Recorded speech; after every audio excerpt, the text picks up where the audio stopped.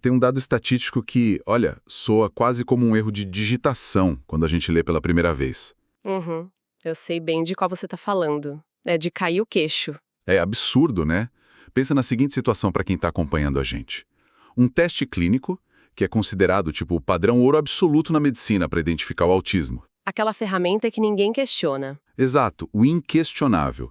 Esse teste simplesmente falha em reconhecer o diagnóstico em 50% das mulheres adultas que fazem o exame. Metade das mulheres. Sim, metade. Mulheres que já possuem o diagnóstico confirmado por outras vias na vida real. Elas simplesmente não atingem a nota de corte quando são colocadas frente a frente com essa ferramenta oficial. O que, na prática, muda completamente a forma como a gente enxerga a precisão médica, sabe? Com certeza. Porque geralmente quando a gente fala sobre diagnósticos, a gente espera algo exato, meio como na engenharia. Alguém quebra o braço, o raio-x mostra aquela linha branca e irregular, o médico aponta e pronto, o problema está resolvido. Aham, mas no mundo do neurodesenvolvimento a história é bem diferente. Pois é, essa máquina de raio-x psiquiátrica parece estar fundamentalmente calibrada para enxergar apenas um tipo muito específico de paciente. O que cria um abismo clínico imenso. Passar a vida inteira acumulando diagnósticos fragmentados que nunca parecem explicar a raiz do sofrimento é, infelizmente, a realidade de inúmeras pessoas hoje. Ansiedade social num ano, aí no outro é transtorno de déficit de atenção, depois umas síndromes gástricas misteriosas. Exatamente. Até que uma única palavra, que é frequentemente descoberta só lá na vida adulta, faz o quadro inteiro ganhar contornos nítidos.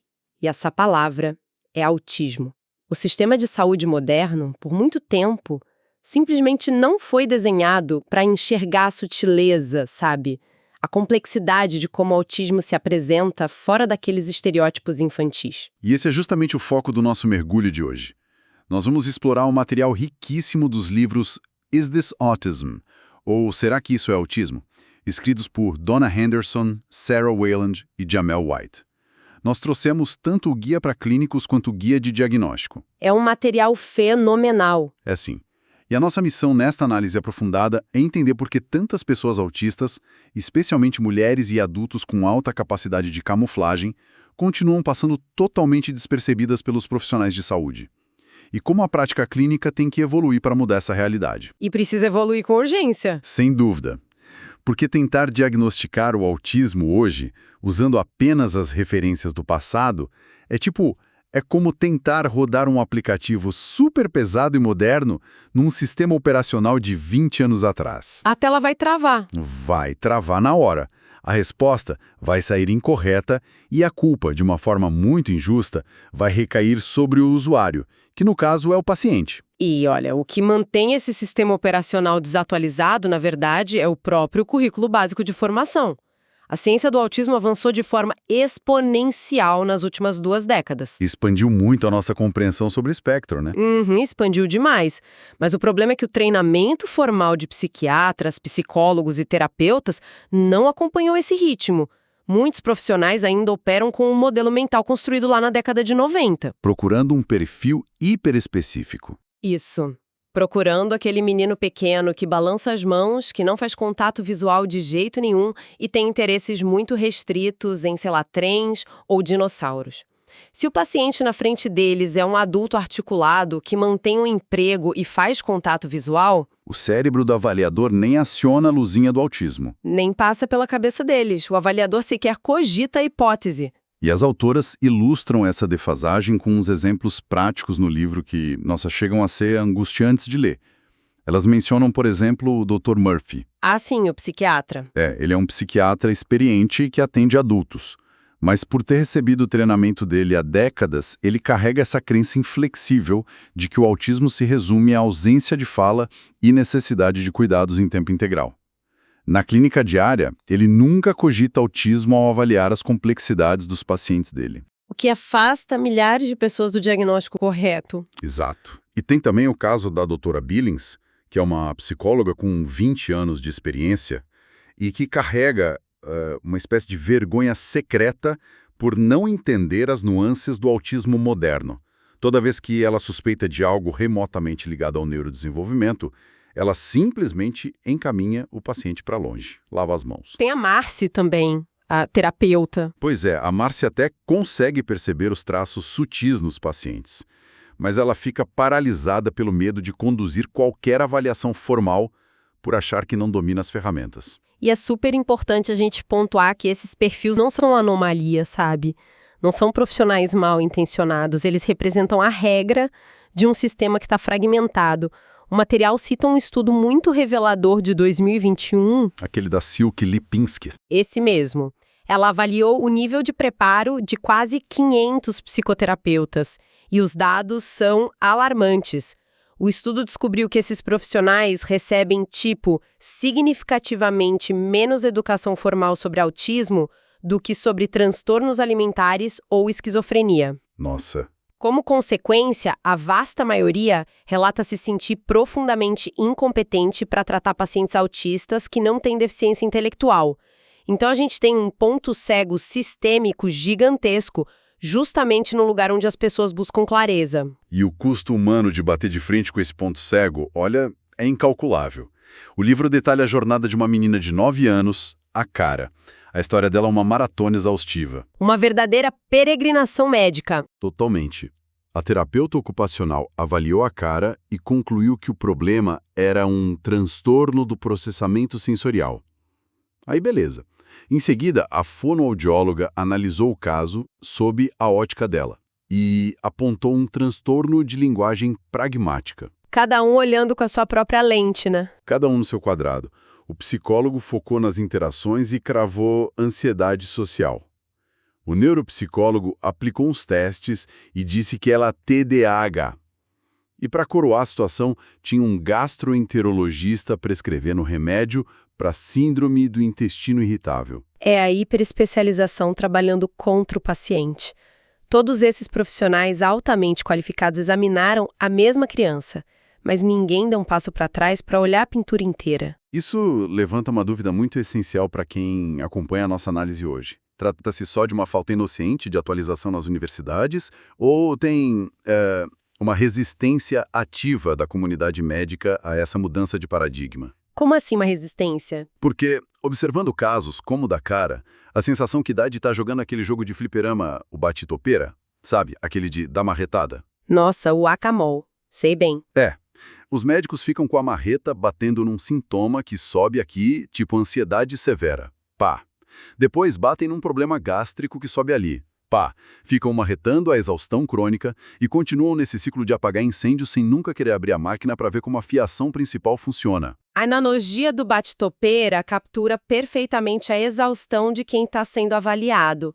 Eu não acho que seja uma resistência maliciosa dos médicos, mas sim a inércia colossal do modelo médico tradicional que foi construído em cima dessa premissa de buscar patologias agudas de visíveis. Entendi. Sabe, se o paciente caminha, fala e não parece visivelmente prejudicado num nível que o médico foi treinado para ver em 5 minutos, o sistema presume que é só comportamental ou emocional. Mas o problema se agrava quando a gente passa dos médicos para as ferramentas que eles usam. As ferramentas infalíveis. Infalíveis, entre aspas, né? Porque até os recém-formados estão sendo traídos por elas. E essa transição para as ferramentas nos leva direto para o núcleo da polêmica dos livros.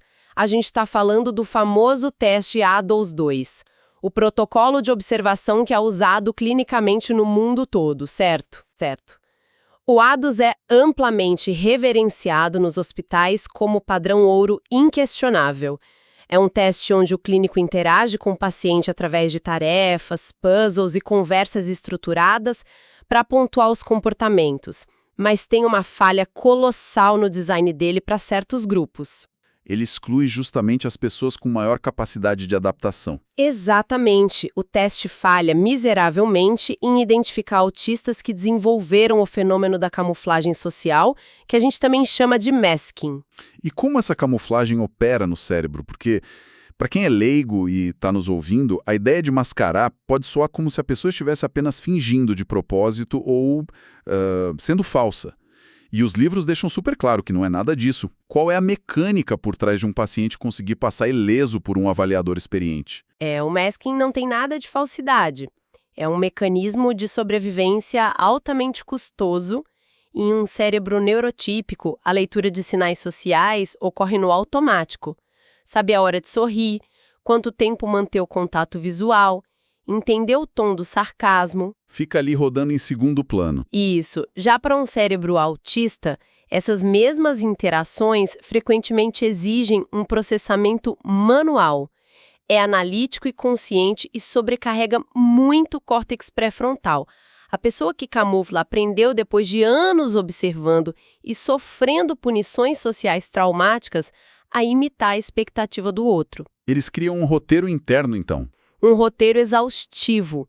Eles forçam o contato visual, suprimem a necessidade de fazer movimentos repetitivos, os stints, e ficam espelhando a linguagem corporal do médico. E eles conseguem segurar isso durante os 45 minutos de uma consulta. Mas o esforço neurológico é insustentável ao longo prazo. O que nos traz de volta para aquele dado chocante do começo. O estudo da pesquisadora Anila de Mello no MIT, que documentou essa falha sistêmica. A equipe dela analisou bancos de dados gigantes com mais de 40 mil adultos na comunidade. 40 mil é uma amostra muito expressiva. Muito. E eram pessoas que já tinham o diagnóstico formal de autismo por outras avaliações. Mas a pesquisa exigia que eles fizessem o ADOS para entrar nos ensaios científicos. E o resultado escancarou a falha. 81% dos homens atingiram a nota de corte, mas só metade das mulheres pontuou o suficiente. O teste simplesmente não capturou a arquitetura neurológica delas porque a camuflagem era eficiente demais. Esse número desmascara a confiança cega na observação clínica isolada. A configuração do ADOS acontece numa sala absolutamente silenciosa, organizada, com um avaliador super amigável que fala de forma clara e não julga. Todas as variáveis controladas. Controladíssimas. Nessas condições ideais, um autista com alto funcionamento verbal consegue usar todos os recursos cognitivos para gerenciar a interação de forma perfeita. Mas a vida real não é assim. É tipo... avaliar as habilidades sociais de alguém numa salinha à prova de som é como testar um marinheiro colocando ele para navegar num barquinho dentro de uma piscina calma, sabe?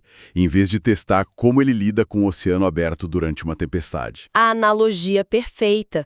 A complexidade do mundo é o oceano aberto. No dia a dia, a pessoa precisa ler múltiplos rostos dinâmicos ao mesmo tempo, integrar a entonação da voz com aquele ruído de fundo estridente, processar interrupções, luzes fortes do escritório.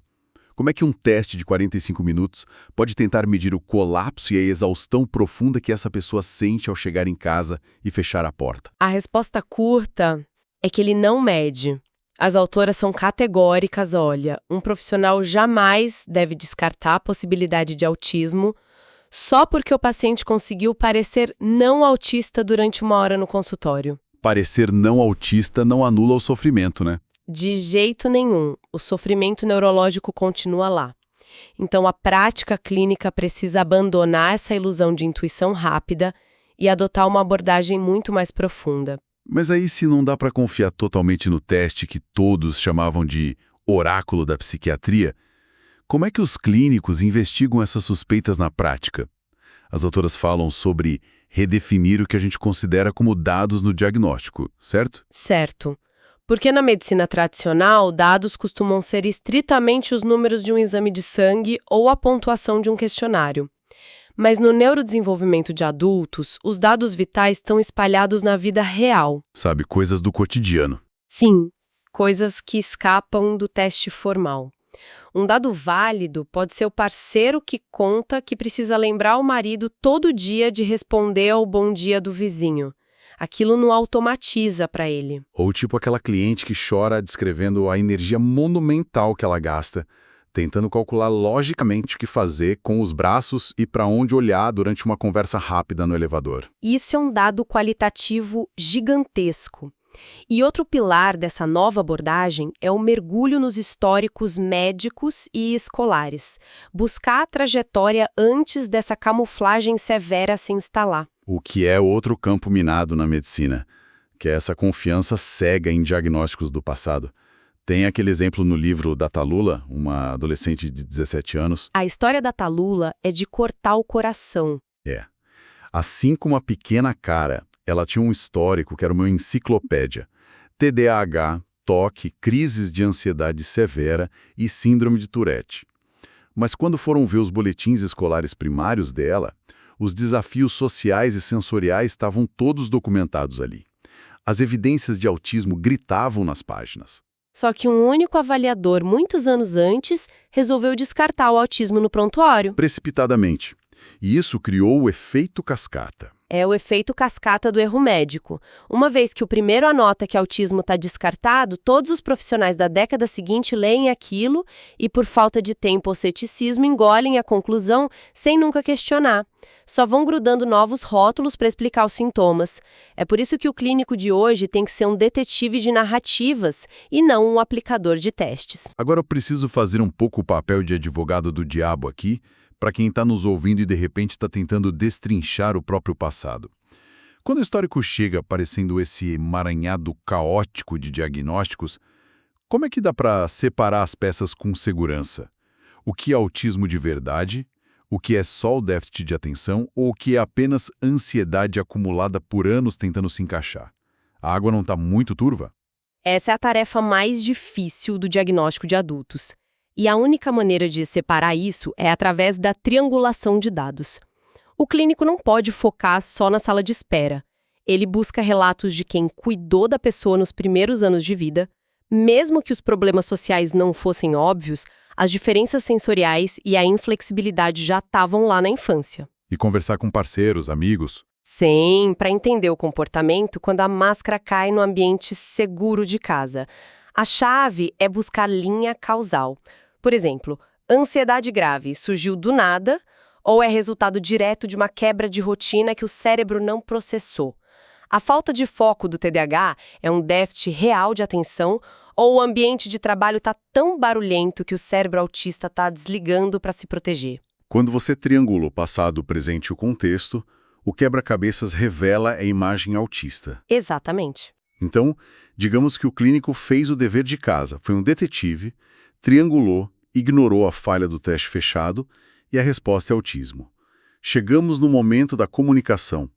Os livros dizem que as palavras exatas escolhidas nesse instante podem reconstruir ou afundar a identidade de alguém. A linguagem carrega toda a filosofia clínica. A psiquiatria passou um século presa no modelo médico, que vê o autismo pelas lentes da patologia, dos déficits e da doença que precisa ser curada. A premissa de que a pessoa está quebrada. Isso.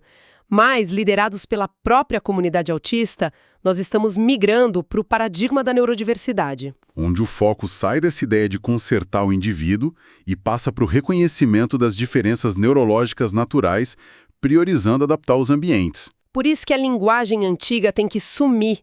Rótulos como alto funcionamento e baixo funcionamento são totalmente problemáticos hoje. Alto funcionamento é usado pelo sistema para negar suporte a quem camufla bem, invalidando a exaustão da pessoa. E baixo funcionamento tira a agência e subestima a inteligência de quem tem necessidades mais visíveis. E adotar linguagem focada na identidade, né? Dizer pessoa autista em vez de pessoa com autismo. Porque o autismo não é uma bagagem que você deixa na sala de espera. É a arquitetura fundamental do sistema nervoso da pessoa. Altera como ela percebe as texturas, as emoções, tudo. E entender isso muda a energia na sala na hora de dar o diagnóstico. Não deve ser um tom fúnebre de sentença médica.